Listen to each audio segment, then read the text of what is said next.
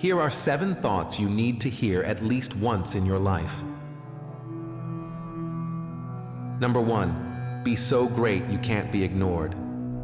Number 2, take care of the work, and the work will take care of you. 3, growth is on the other side of discomfort. 4, failure teaches you everything you need to know to be successful. 5, show me your friends, and I'll show you your future. 6, there's only one person you spend all your time with, and that's you.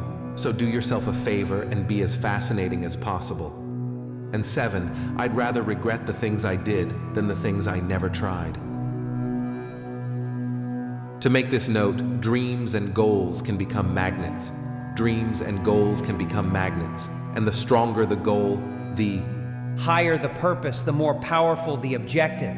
The stronger this magnet is that pulls you that direction. Now, not only does your goals and your objectives pull you that direction, here's what they also do. They pull you through. They pull you through all kinds of down days. They pull you through a difficult time. It'll pull you through some winter of your life.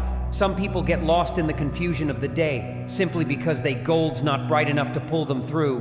One writer of ancient times said we can walk through the valley even though there's shadows of death around.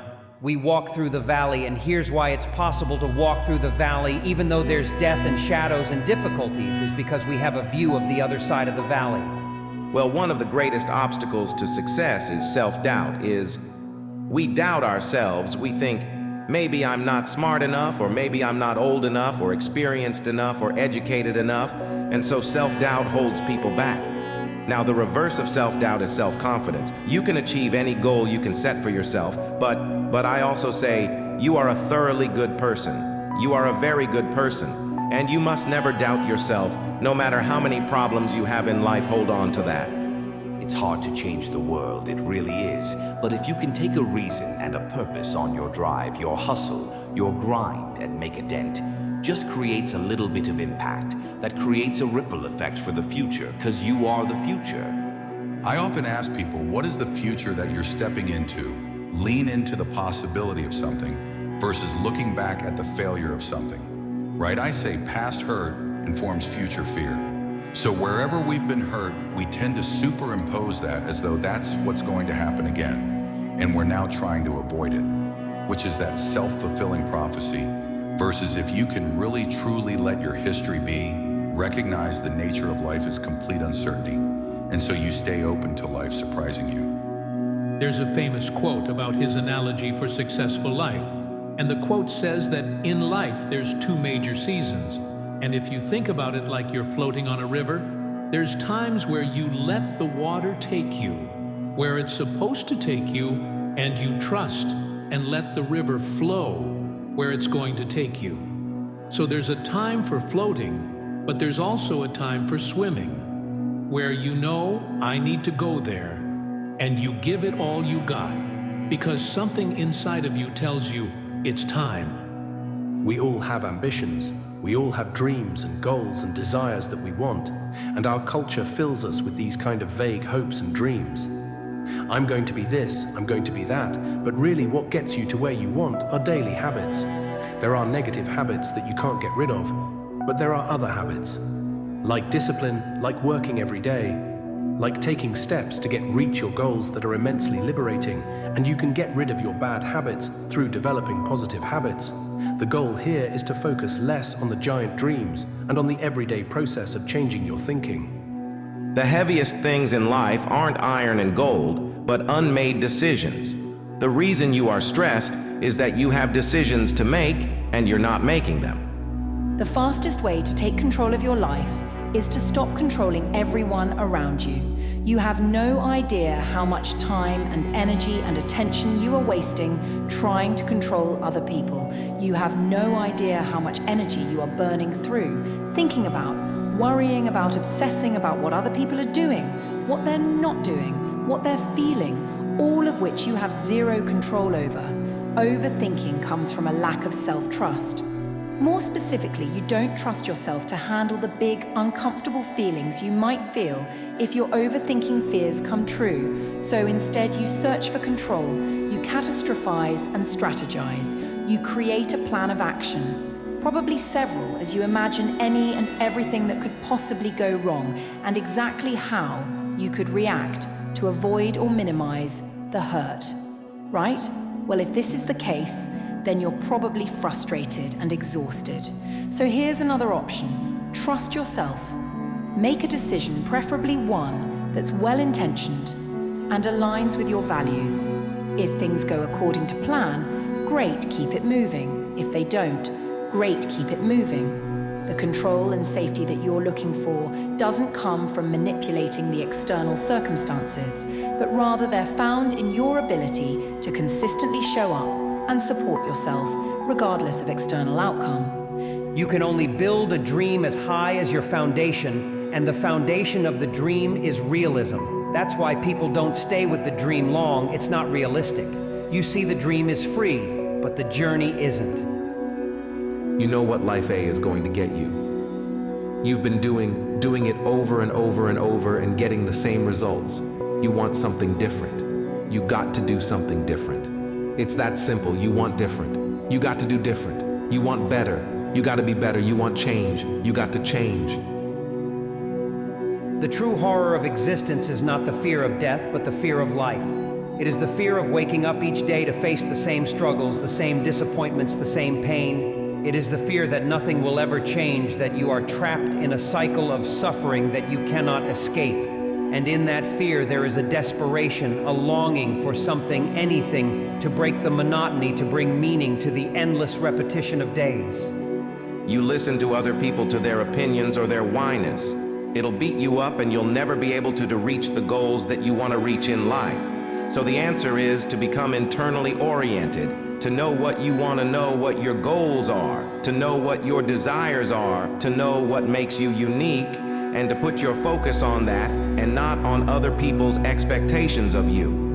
And remember, before you do something special, just do something. And when people say to me, well, I can't predict my future, I'm in the unknown. And I always say the best way to predict your future is to create it not from the known, but from the unknown known. What thoughts do you want to fire and wire in your brain? What behaviors do you want to demonstrate? In one day, the act of rehearsing them, mentally closing your eyes and rehearsing the action.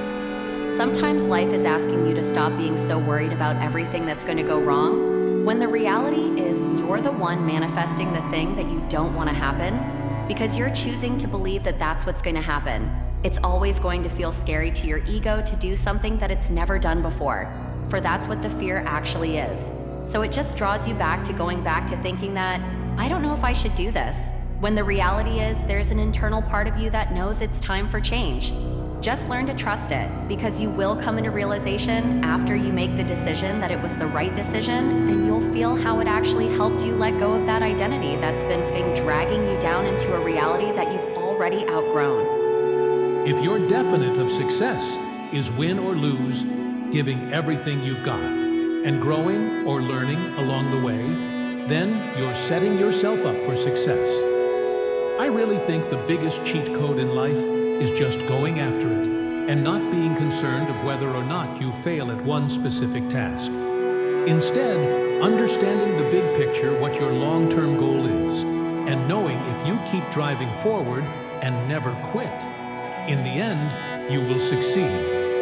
Ralph Waldo Emerson once said to be yourself in a world that is constantly trying to make you something else is the greatest accomplishment. So yes, staying true to yourself is a powerful act of rebellion.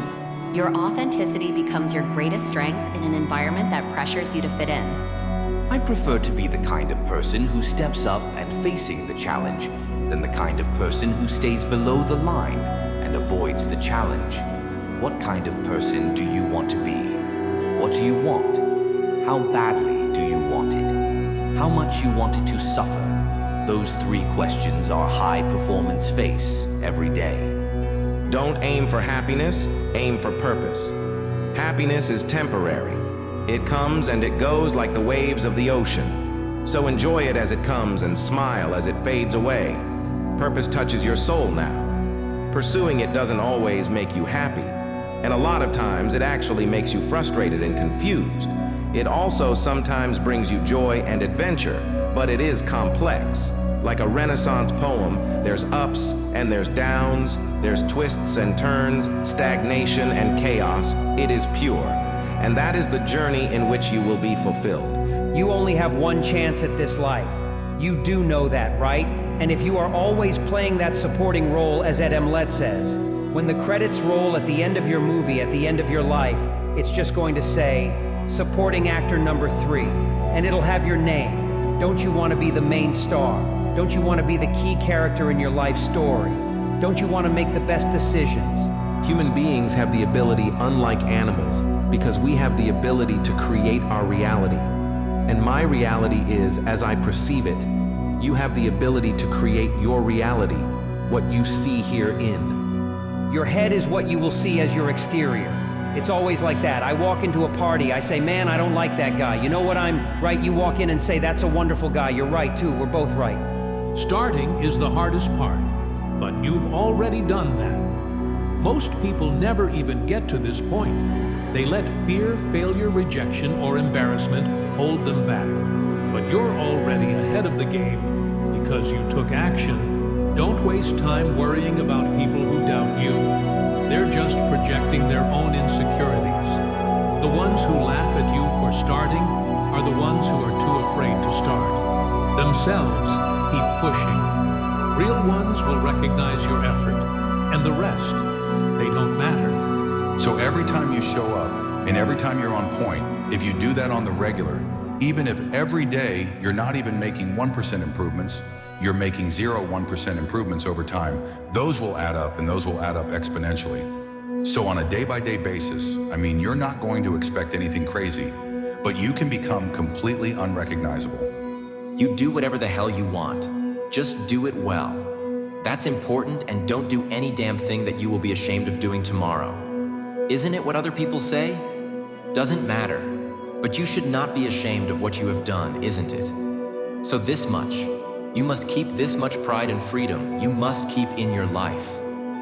It doesn't matter. The whole world says you're wrong, but you are not ashamed of what you have done that much.